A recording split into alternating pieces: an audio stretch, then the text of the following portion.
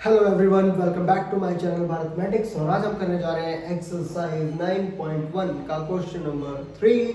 लेकिन वीडियो शुरू करने से पहले अगर अब तक मेरे चैनल को आपने सब्सक्राइब नहीं किया है तो प्लीज़ चैनल को सब्सक्राइब करें, साथ ही प्रेस करें बेल आइकन ताकि आपको लेटेस्ट वीडियो की अपडेट मिल सके सबसे पहले। और शेयर करें अपने दोस्तों के साथ ताकि वो भी कर पाए। इस चैप्टर में जितने भी कंफ्यूजन है सब कुछ क्लियर। और प्लीज़ चैनल को सब्सक्राइब और लाइक जरूर करें। देखते देखते अगर आपको पसंद आता है तो एक कमेंट भी करके जाए। ठीक है, आइए शुरू करते हैं। देखिए क्वेश्चन में क्या कह रहा है। क्वेश्चन है आपके पास, a contractor plans to install 2 slides for the children to play in the park for children below the age of 5 years. She prefers to have a slide whose top is at the height of 1.5 meter. 1.5 meter and the incline of an angle of 30 degree. ठीक है, to the ground, whereas for the elder children she wants to have a steep side at the height of 3 meter and incline an angle of 60 degree to the ground. What should be the length of the slides in each case? Basically कहने का मतलब क्या है कि एक contractor है जो दो टाइप के स्लाइड्स लगाना चाहती है। एक कॉन्ट्रैक्टर है जो दो टाइप के स्लाइड्स लगाना चाहती है। नंबर एक, जो बच्चे 5 साल से कम हैं उनके लिए। जो 5 साल से कम बच्चे हैं उनके लिए जो स्लाइड की हाइट होगी, स्लाइड वो फिसल पट्टी, पता है सीढ़ी से चढ़ के जाते हो फिर फिसलते हो ना, वो वाली। ठीक है, तो जिन बच्चों की एज 5 साल से कम है उनके लिए जो फिसल पट्टी की हाइट रखी हुई है वो रखी हुई है 1.5 मीटर। ठीक है, और जो एंगल दिया है, एंगल भी क्योंकि बहुत ज़्यादा स्ट्रेट होगा तो बच्चों को चोट लग सकती है, तो एंगल क्या दिया है, कम दिया हुआ है। ठीक, तो 30 डिग्री दिया है। ठीक, और जो 5 साल से बड़े बच्चे हैं यानी कि जो एल्डर स्टूडेंट्स हैं या जो एल्डर चिल्ड्रंस हैं उनके लिए जो फिसल पट्टी की हाइट है वो कितनी है, 3 मीटर है। और जो एंगल दिया है वो कितना दिया है, 60 डिग्री। ठीक है, तो आइए निकालते हैं for the children below 5 years. ठीक है, तो हम निकालने जा रहे हैं for the children below 5 years, उन बच्चों के लिए जिनकी एज क्या है, 5 साल से कम है। ठीक है, अब सबसे पहले आपको क्या करना है कि ये जो क्वेश्चन है आपके पास, क्वेश्चन को पढ़ के आप बना लोगे एक फिगर आउट। अगर आप फिगर आउट कर लेते हो बेटा तो आधे से ज्यादा जो क्वेश्चन होता है वो आपका वहीं पे सॉल्व हो जाता है। क्लियर? तो देखो क्या बता रहा है कि वो जो 5 साल से कम उम्र के बच्चे हैं उनके लिए वो एक स्लाइड बनाना चाहती है जिसकी हाइट कितनी होगी, 1.5 मीटर। ये उसने क्वेश्चन में ही कह दिया है। ठीक है, और एंगल कितना होगा, एंगल होगा 30 डिग्री का। एंगल कितना होगा, 30 डिग्री का। आप इसको कोई भी नेम दे दो, ए बी सी। अब आपके पास ट्रायंगल क्या गया, एक्चुअली राइट एंगल ट्रायंगल आ गया एबीसी, जिसमें आप यूज कर पाओगे ट्रिग्नोमेट्रिक फंक्शंस और ट्रिग्नोमेट्रिक फार्मूलाज। ठीक है, अब इसने क्या किया है, एक चीज आपको दे दी हुई है और दूसरी चीज आपको निकालनी है। तो बेटा इसमें मैंने आपको पहले भी बताया था क्वेश्चन नंबर फर्स्ट और सेकंड में कि ये जो आपके पास एप्लीकेशंस ऑफ ट्रिग्नोमेट्री है इनको करने का जो सबसे इजी तरीका है वो क्या है कि आपके पास एक चीज दी होगी और दूसरी नहीं दी होगी। क्लियर? तो अब इसमें देखो बेस निकालने को हमें क्वेश्चन में नहीं बोला गया और बेस निकालने से हमारे इसका कोई लेना देना नहीं है। ठीक है, तो हम बेस फाइंड आउट नहीं करेंगे। हम क्या फाइंड आउट करेंगे, जो हमें बोला गया है फिसल पट्टी की जो लेंथ है वो हमें फाइंड आउट करनी है। हमें क्या फाइंड आउट करना है, लेंथ ऑफ द स्लाइड। क्या फाइंड आउट करना है, लेंथ ऑफ द स्लाइड, यानी कि एसी फाइंड आउट करना है। तो अगर आप लिखना चाहते हो तो आप गिवन में लिख सकते हो कि जो आपके पास बीसी है, गिवन जो आपके पास बीसी है that is 1.5 metre and height of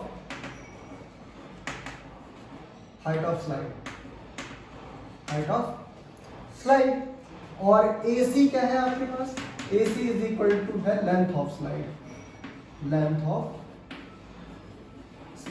यानी कि जो स्लाइड है उसकी आपके पास क्या है, जो लेंथ है वो हमें निकालनी है। ठीक है, तो आप क्या यूज करोगे, इन triangle ABC, in right angle triangle भी आप लिख सकते हो, टेंशन लेने की कोई जरूरत नहीं है।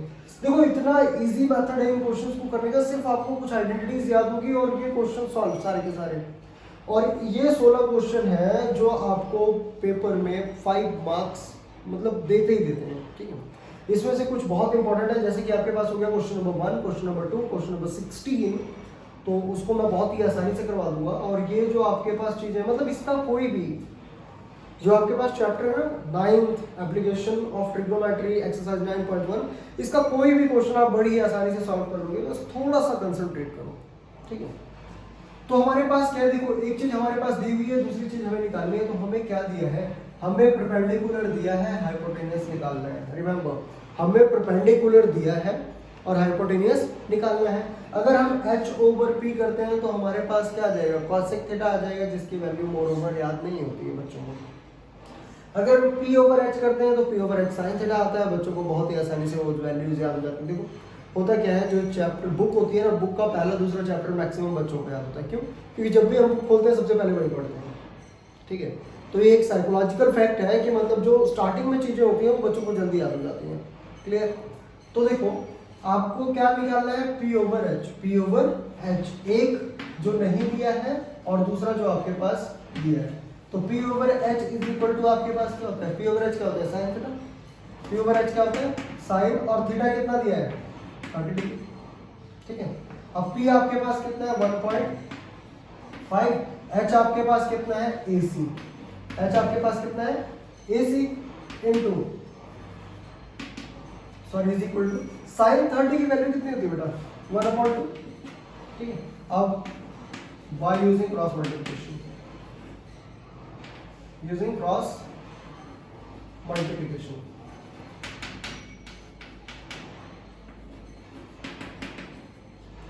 जब आप मल्टीप्लिकेशन क्रॉस मल्टीप्लिकेशन यूज करते हो तो देखो क्या हो जाएगा, ये चीज इससे मल्टीप्लाई हो जाएगी और ये चीज इससे मल्टीप्लाई हो जाएगी।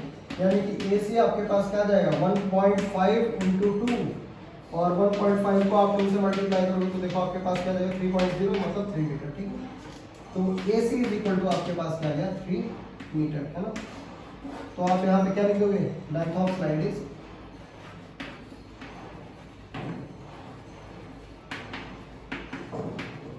3 मीटर। लेंथ ऑफ स्लाइड आपके पास क्या गया, 3 मीटर फॉर द स्टूडेंट्स और for the childrens below the age of 5 years.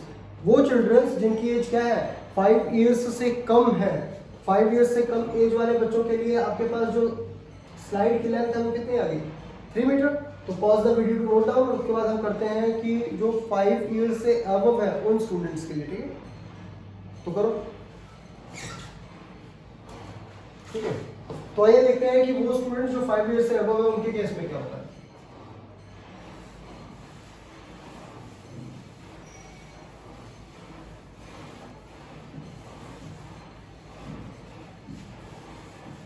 ये भी रिलीज कर देते हैं ना, ह्यूमन के केस में स्लाइड जो थोड़ी सी है वो अलग बनेगी।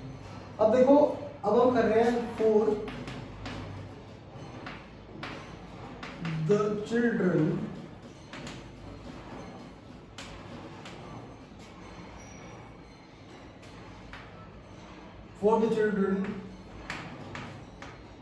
who is 5 years, या आप इसको सिंपल ले लो बेटा, for the elder childrens, for the elder children's,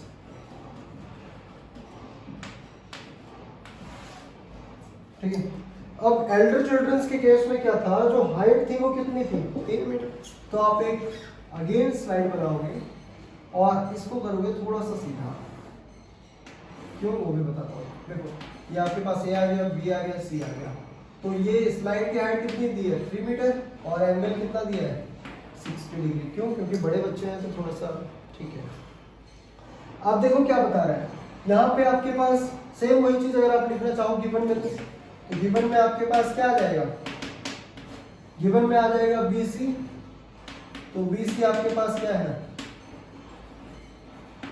height of slide, height of slide कितना है, 3 मीटर, और AC आपके पास क्या है, लेंथ ऑफ स्लाइड, जो कि आपके पास दी हुई है, ठीक है। फिर आप यूज करोगे in right angle triangle ABC, in triangle ABC, triangle ABC में देखो सेम फॉर्मूला लगा दो, क्या P ओवर H, आपको H निकालना है, P आपके पास दिया है, तो क्या लगाओगे, P over H is equal to क्या होता है, साइन थीटा कितना है यहाँ पे 60 डिग्री, उसमें हमारे पास 30 था तो हमने 30 लिखा है, इसमें हमारे पास 60 है तो हम क्या लिखेंगे 60, तो साइन कितना है, साइन 60 डिग्री। तो P आपके पास कितना है 3 मीटर, H आपके पास कितना है AC इज इक्वल टू, ठीक है, साइन 60 की वैल्यू बोलो क्या होती है, √3/2। बेटा ये याद कर लो, ये याद नहीं करोगे तो काम कैसे चलेगा, ठीक है। 8.1 8.2 स्टार्टिंग से बोलता आ रहा हूँ मैं आपको कि अगर आपको 8.1 और 2 की आइडेंटिटीज नहीं याद है या फॉर्मुलेशन नहीं याद है तो फिर ये नहीं हो पाएगा। आपको ये तो याद ही करना पड़ेगा कि साइन क्या होता है, कॉस क्या होता है, tan cos x है, cot 6 तो फॉर्मूले हैं, क्या देर कर रहे हो आप लोग, डू इट फास्ट। तो देखो AC को अगर हम √3 से मल्टीप्लाई करें तो क्या हो जाएगा, √3 AC by using cross multiplication, cross multiplication, ठीक है। तो अगर हम AC को √3 से मल्टीप्लाई करेंगे तो क्या हो जाएगा, √3 AC और 3 टू जाए कितना हो जाएगा 6, ठीक है। अब ये जो √3 है ये AC के साथ मल्टीप्लाई करें, इस साइड आके क्या हो जाएगा डिवाइड, तो AC इक्वल्स टू आपके पास क्या आ जाएगा 6/√3। अब आप इसको क्या कर सकते हो, रैशनलाइज कर सकते हो। रैशनलाइज करने का मतलब जो आपके पास डिनोमिनेटर में टर्म दी होगी आप उसी से न्यूमरेटर और डिनोमिनेटर में मल्टीप्लाई करते हो, सिर्फ उसका निशान चेंज करते हैं बाय रैशनलाइजिंग, यानी कि -√3 अपॉन -√3। तो माइनस से माइनस कट जाएगा, ये आपके पास क्या आ जाएगा 6/√3। और जब आप √3 को √3 से मल्टीप्लाई करोगे तो क्या आएगा, देखो √3 को √3 से मल्टीप्लाई करेंगे तो √3 का स्क्वायर लिख सकते हैं हम इसको, और स्क्वायर से कैंसिल हो जाएगा तो क्या आ जाएगा 3, ठीक है। तो आप इसको क्या लिख सकते हो अपॉन में 3, ठीक है।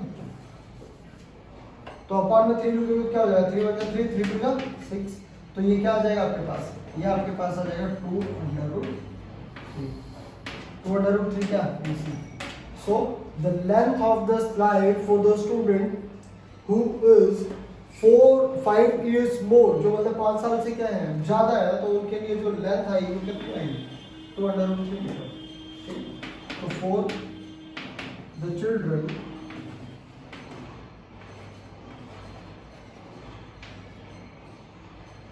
five years ago, the length of slide is the length of slide is 2√3 metre, ठीक।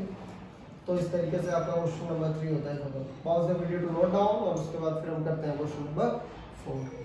जहाँ समझ में ना आए आप एक बार रिवाइंड कर लो या फिर मुझे कमेंट सेक्शन में आके बता दो कि सर हमें यहाँ पे समझ में नहीं आया, I will teach you again.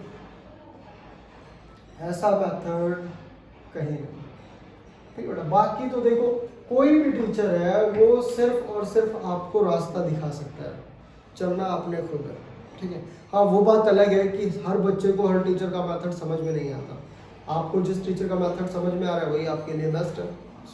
It's very simple, आपको जिस टीचर का मेथड समझ में आ रहा है वही आपके लिए बेस्ट है। हो सकता है किसी को मेरा आ रहा हो, किसी का ना आ रहा हो, तो ऐसा तो है नहीं कि बेटा एक ही यूट्यूब चैनल है, ठीक है।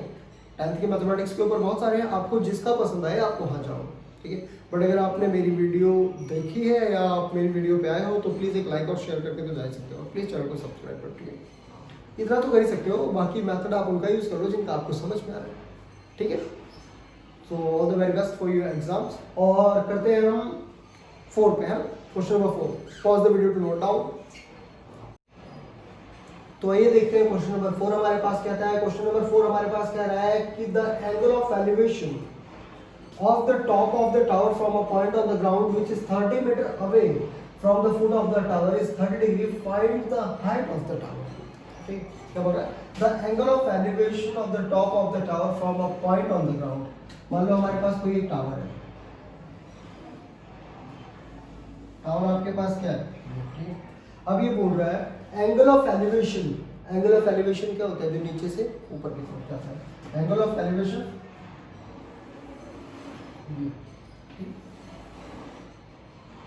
Angle of elevation, elevation means नीचे से ऊपर की तरफ को जो एंगल जा रहा है ऐसे, ठीक है। एंगल ऑफ एलिवेशन, ठीक है। तो आपके पास क्या है कि the angle of elevation of the top of the tower from a point on the ground पे किसी पॉइंट से जो एंगल ऑफ एलिवेशन है किसका टावर का इस 30 metre away from the foot of the tower, जो कि फुट ऑफ द टावर कौन सा, जो पॉइंट जहां से टावर के टॉप का एलिवेशन कितना है बताते हैं, ठीक है, टॉप के टावर का एलिवेशन है, ठीक है, और वो जो टावर से कौन सा पॉइंट जहां से वो एलिवेशन है वहां से टावर के बीच की जो डिस्टेंस है वो कितनी है 30 मीटर, कितनी है 30 मीटर। देखो the angle of elevation of the top of the tower from a point on the ground which is 30 metre away from a point on the ground which is 30 metre away from the foot of the tower, जो tower का foot है मतलब जहां पे tower लगा है वहां से वो बिंदु जहां से एंगल ऑफ एलिवेशन क्या है कितनी दूर है 30 मीटर अवे, ठीक है, from the foot of the tower is 30 degree, कितने का है एंगल एलिवेशन कितने का है 30 डिग्री का, ठीक है। Find the height of the tower, हमें हाइट टावर की हाइट फाइंड आउट करनी है। देखो बहुत ही क्लियर है ये क्वेश्चन सॉल्व हो चुका है बेटा, क्वेश्चन सॉल्व हो चुका है, सिर्फ थोड़ा सा ध्यान दो। क्या बताया था आपको, आप लिख लो AB क्या है आपके पास, distance between the foot of the tower and the point on the ground. ये क्या है डिस्टेंस क्या between foot of tower and the point on the ground. इसको आप लिख भी सकते हो नहीं भी लिख सकते हो, कोई बहुत ज्यादा इंपॉर्टेंट नहीं है ये चीज, ठीक है, बट अगर लिख लेते हो तो एक इंप्रेशन थोड़ा सा अच्छा चला जाता है लोगों को, मतलब टीचर्स को पता लग जाता है, एग्जामिनर को पता लग जाता है कि क्या चीज है, ठीक है। तो ये भी आपके पास क्या है, distance between the foot of the tower and the point on the ground. Point कहाँ, ग्राउंड के पॉइंट से फुट ऑफ द टावर की डिस्टेंस क्या है AB, जो कि आपके पास कितनी है 30 मीटर, कितनी है 30 मीटर, ठीक है। और BC क्या है आपके पास, BC आपके पास क्या है, height of the tower, height of the tower जो आपको निकालनी है। BC आपके पास क्या है, हाइट ऑफ द टावर जो आपको निकालनी है। अरे BC का मतलब वो नहीं है जो तुम्हारे माइंड में चल रहा है, ठीक है, क्या है BC is the height of the tower जो आपको क्या करनी है, निकालनी है। उसके बाद आपके पास क्या आ जाएगा, ओके। अब आपको क्या करना है, क्या बताया था, एक जो चीज आपको दी हुई है और दूसरा जो चीज आपको निकालनी है, दोनों को क्या कर दोगे, कंबाइन कर दोगे, ठीक है। एक वो चीज लो जो आपको दी हुई है और दूसरी वो चीज जो आपको निकालनी है। तो आपके पास क्या है, बेस दिया हुआ है, परपेंडिकुलर आपको निकालना है, तो B ओवर P कर सकते हो या P ओवर B कर सकते हो। अगर आप B ओवर P करते हो तो आपके पास आएगा cot थीटा, वैल्यू याद नहीं होगी, राइट। अगर आप P ओवर B करते हो परपेंडिकुलर, देखो आ तो दोनों से जाएगी, सॉल्यूशन दोनों से आ जाएगा, बट चांसेस क्या है कि आपको कौन सा याद होगा उसके अकॉर्डिंग चल रहा होगा। अगर आप P ओवर B करते हो तो देखो in triangle ABC P over B is equal to, P over B क्या होता है tan थीटा, क्या होता है tan, एंगल कितना दिया है 30 डिग्री, ठीक है। तो P आपके पास है, P क्या है BC और बेस कितना है AB कितना है 30 इज इक्वल टू tan 30 की वैल्यू बोलो, tan 30 की वैल्यू होती है 1/√3, क्या होती है 1/√3। अब आप क्या करोगे, बाय यूजिंग क्रॉस मल्टीप्लिकेशन। तो जब आप इसमें क्रॉस मल्टीप्लिकेशन का यूज कर रहे हो तो आपके पास क्या हो रहा है, √3 को BC से मल्टीप्लाई करो तो क्या जाएगा, √3BC इज इक्वल टू 30 को 1 से करो तो 30, ठीक है। अब BC √3BC के साथ क्या हो रहा है, मल्टीप्लाई, तो इधर आके क्या हो जाएगा, डिवाइड, तो ये क्या आ जाएगा 30/√3। अब आप इसको सिंपली क्या कर दोगे, रैशनलाइज कर दोगे, क्या कर दोगे, रैशनलाइज, तो क्या हो जाएगा -√3 अपॉन -√3, तो माइनस से माइनस क्या हो जाएगा, कट हो जाएगा, आपके पास क्या आ गया 30/√3। और अभी जस्ट थोड़ी देर पहले मैं मतलब थर्ड क्वेश्चन में बता के हटा कि अगर आप √3 को √3 से मल्टीप्लाई करोगे, सेकंड क्वेश्चन में था शायद, है ना, सेकंड क्वेश्चन में √3 को √3 से मल्टीप्लाई करोगे तो आपके पास क्या हो जाएगा बेटा, ये हो जाएगा √3 को मल्टीप्लाई किया तो हम क्या लिख सकते हैं, √3 का स्क्वायर लिख सकते हैं। स्क्वायर 3 का स्क्वायर कितना आ जाएगा, 3 कितना आ गया, 3 1 जा 3 3 10 जा 30। तो आपके पास जो बी सी है वो कितना आ जाएगा, 10√3 और क्या है, मीटर। तो आपके पास क्या आ गया, height of the tower. So the height of the tower is 10√3 metre. Clear.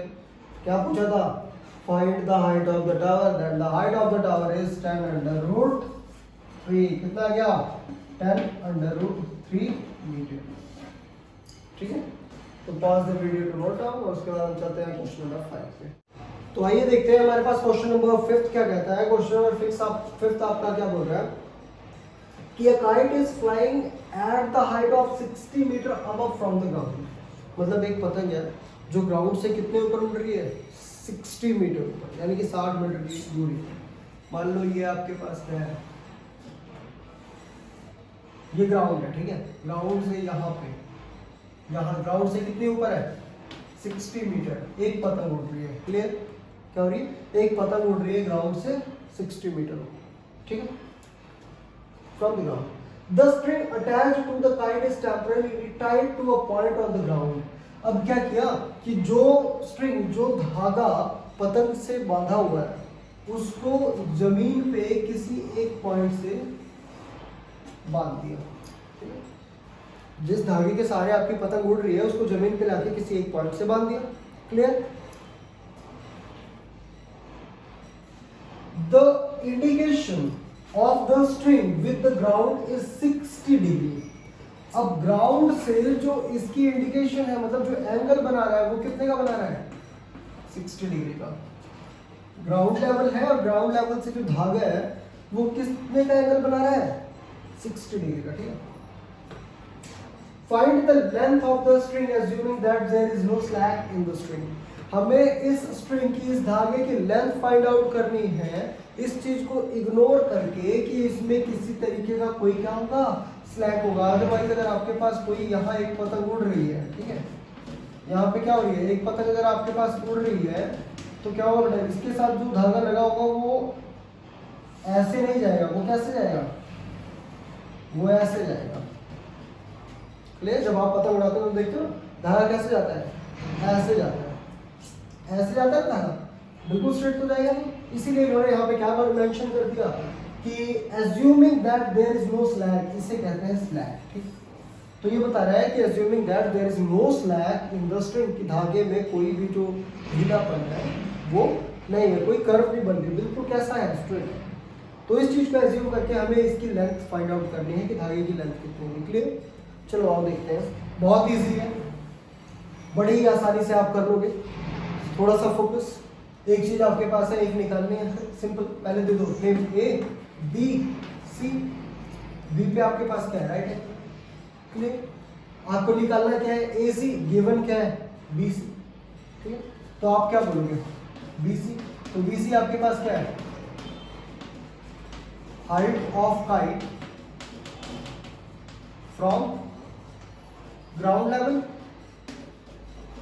From ground level, यानी कि ग्राउंड लेवल से जो काइट की हाइट है, पतंग की हाइट है, वो कितनी है, 60 मीटर, ठीक है। एसी क्या है, length of string, length of string, string क्या है, उस धागे की लंबाई है जिससे वो पतंग क्या है, बांधी हुई है।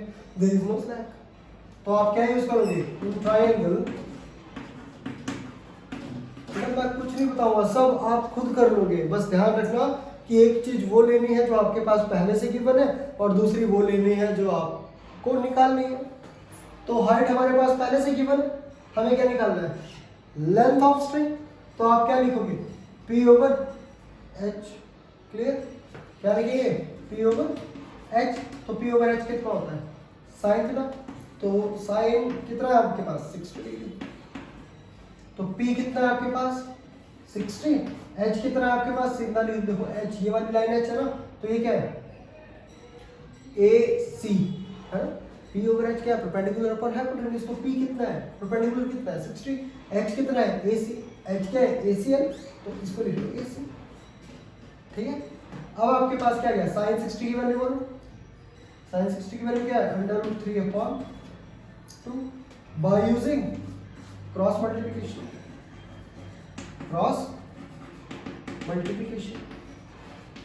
बेटा ये समझ लो, इस चैप्टर में आपको 5 नंबर फ्री के मिलते हैं। सिर्फ 2 या 3 स्टेप याद करके आप पूरा का पूरा क्वेश्चन सॉल्व कर सकते हो।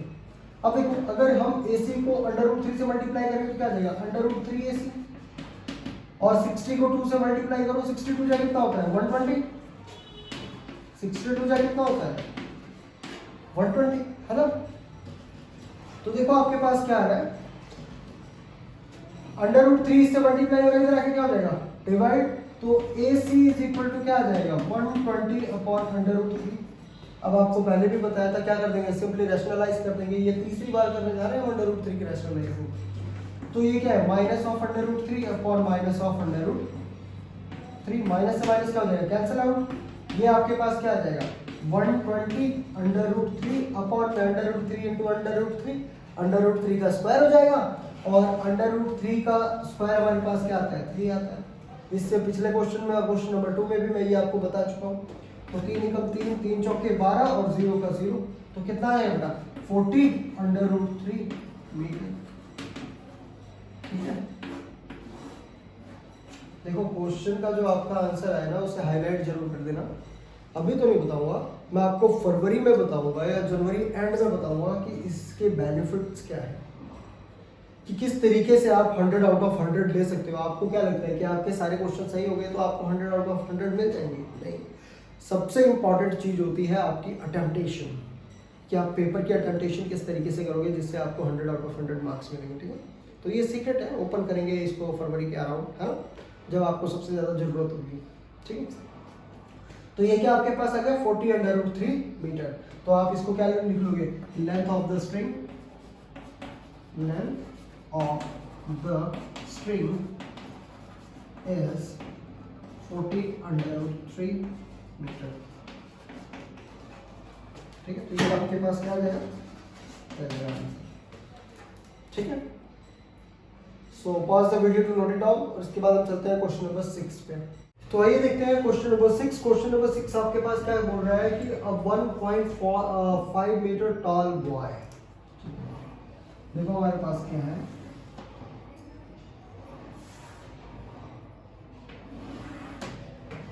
a 1.5 meter tall boy, 1.5 meter tall boy is standing at some distance from a 30 meter tall building। ये 30 मीटर टॉल बिल्डिंग के सामने खड़ा है। ठीक है, 1.5 meter tall boy standing at some distance, 30 metre लंबी बिल्डिंग के से कुछ दूरी पे खड़ा है, from a 30 meter tall building, the angle of elevation from his eyes to the top of the building increases from 30 to 60 degree। देखो क्या होता है कि मान लो आपके पास ये एक बच्चा है, ठीक है, और ये बिल्डिंग का बेस, इसकी हाइट कितनी है 1.5 metre, 1.5 metre. A 1.5 meter tall boy is standing some distance of 30 meter high building, of 30 meter high building। इस बिल्डिंग की लेंथ कितनी है 30 मीटर। ठीक है, क्या बोल रहा है, the angle of elevation from his eyes, not feet, feet से होगा तो क्या होगा, यहां से आएगा, बट ये बोल रहा है, लेकिन हम देख कहां से रहे हैं, आंखों से देख रहे हैं ना। अब मान लो ये किसी बिल्डिंग को देख रहा है तो ये ऐसे दिखेगा, यहां से तो नहीं। ठीक है, तो क्या होगा कि यहां से जब ये इस बिल्डिंग के टॉप को देख रहा है, the angle of elevation from his eyes to the top of the building, तो ये कितना है 30 डिग्री। तो ये कितना है,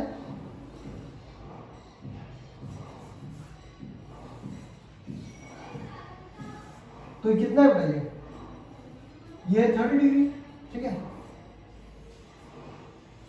देखो सारा क्लियर होगा, टेंशन मत लो। The angle of elevation from his eyes to the top of the building increases from 30 degree to 60 degree as he walks towards the building। क्या होता है कि यहां से जब वो देख रहा है तो पहले इसको हम मिला लेंगे इस तरीके से, जो उसकी हाइट है।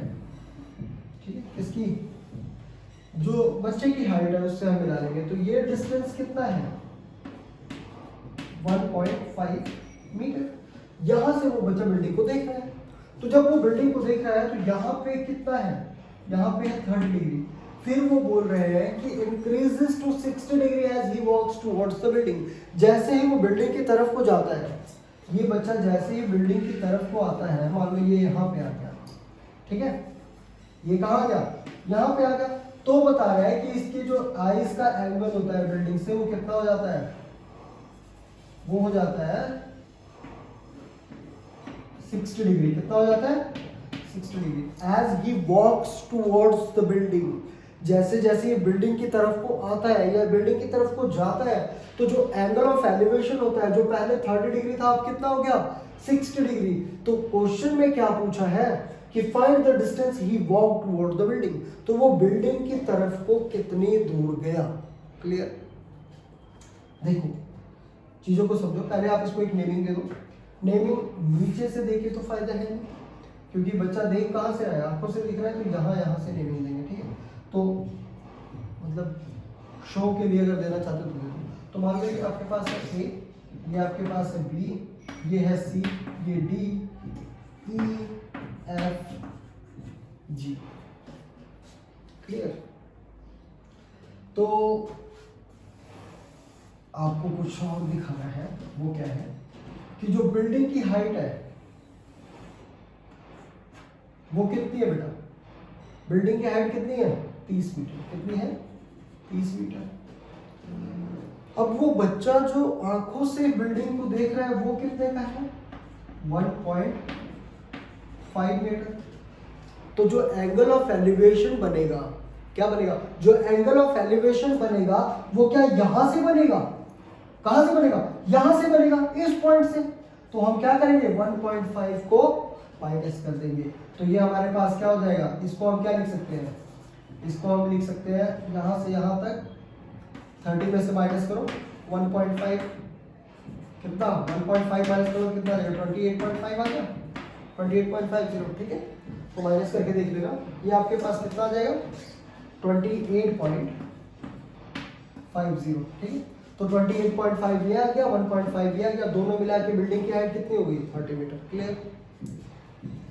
अब देखो मान लो कि वो जो यहां से यहां तक है AC, ठीक है, AC आपके पास कितना है, AC आपके पास कितना है, जो बच्चा पहले खड़ा था वहां और अब आया है वहां, तो AC को बेटा देखो ध्यान से देखो, थोड़ा सा भी स्किप मत करना इस चीज को। आप AC को क्या लिख सकते हो AB प्लस BC। A से C को आप क्या लिख सकते हो AB। अगर हम AB में BC को प्लस कर दें तो क्या हमारे पास AC आ जाएगा, AC आ जाएगा। ठीक है, तो हम क्या कर रहे हैं, देखो AC इक्वल्स टू आपके पास क्या है AB plus BC, AB plus BC किसके बराबर है AC के बराबर। और जो हाइट ऑफ द बिल्डिंग थी अब कितनी आ गई, वो 28.5। कितनी आ गई 28.5, क्योंकि जो एलिवेशन है, क्या जो एलिवेशन है बच्चे की आंखों का बिल्डिंग के टॉप से, वो कहां से है, वो 1.5 मीटर ऊपर से है, ना कि पैरों से। कहां से है 1.5 मीटर ऊपर से, मतलब वो यहां से बिल्डिंग को देख रहा है, यहां से नहीं है। तो जो हम एंगल ऑफ एलिवेशन लेंगे वो यहां से लेंगे ना कि पैरों से लेंगे। क्लियर हो रही है बात, कहां से ले रहे हैं, आंखों से ले रहे हैं। ठीक है, तो 1.5 मीटर हम किसमें से माइनस कर देंगे, बिल्डिंग से माइनस कर देंगे। तो हमारे पास क्या है 28.5 और ये आपके पास क्या है 1.5। बात क्लियर हुई तो यस बोलो। ठीक है, 28.5 और 1.5। ठीक है, अब देखो जो AC था उसको आपने लिख लिया AB प्लस BC। अगर हम AB और BC को जोड़ दे तो हमारे पास क्या आ जाएगा AC आ जाएगा। निकालना क्या है, निकालना है आपको AB। क्या निकालना है AB, क्या AB आपके पास क्या आ जाएगा बेटा, अगर AB निकालना है आपको तो ये AC है, देख लो AC आपको निकालना क्या है AB निकालना है, तो AB इस साइड रहने दो, BC प्लस का उस साइड जाके क्या हो जाएगा माइनस का, तो क्या आ जाएगा AB आपके पास क्या आ जाएगा AC minus BC। A B आपके पास क्या आ जाएगा, ए सी माइनस बी सी। क्या ए बी आपके पास क्या आ गया, ए बी आपके पास आ गया ए सी माइनस बी सी, और यहां से लेके यहां तक क्या है, ए सी है। तभी मैं बोल रहा था कि इस चीज को रहने दो, ठीक है। यहां से लेके यहां तक आपके पास क्या है, ए सी है, ठीक है, ए सी, ठीक है। यहां से लेके यहां तक आपके पास क्या है, ए सी, और ये क्या है, बी सी, ये क्या है, बी सी, ठीक है। थोड़ा सा ध्यान देना बस बेटा, ये क्या है, बी सी है।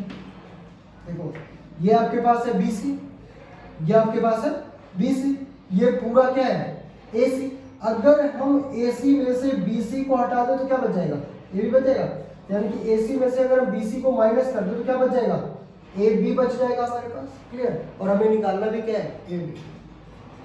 सबसे इंपॉर्टेंट है इस डायग्राम को समझना। अगर ये डायग्राम समझ में आ गया तो क्वेश्चन खत्म हो जाएगा। आइए चलते हैं क्वेश्चन पे। क्वेश्चन में आपके पास दो ट्राइंगल है, कौन कौन से, एक ट्राइंगल आएगा आपके पास ए सी डी और दूसरा आ जाएगा बी सी डी, क्लियर। जिसपे एक चीज आपके पास दी हुई है क्या, सी से डी तक। सी से डी तक क्या है, बिल्डिंग की हाइट, जो कि बच्चे की हाइट से माइनस होके है, ठीक है। तो आप क्या कर रहे हो कि in triangle A C D, A C D, तो ए सी डी में आप निकाल कर रहे हो, बेस निकाल रहे हो।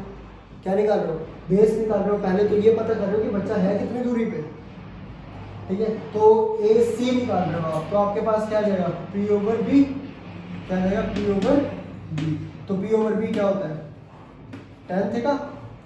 तो थीटा यहाँ पे कितना है, देखो यहाँ से जो एंगल है वो कितने का है, 30 डिग्री का, तो tan 30 डिग्री, ठीक है। अब देखो जो P है आपके पास कितना है, 28.5 अपॉन B आपके पास बेस कितना है, बेस है आपके पास AC। बेस क्या है, AC is equal to tan 30 की वैल्यू 1/√3, ठीक है। तो जो आपके पास AC आएगा वो कितना आ जाएगा, वो आ जाएगा 28.5 इंटू √3, ठीक है।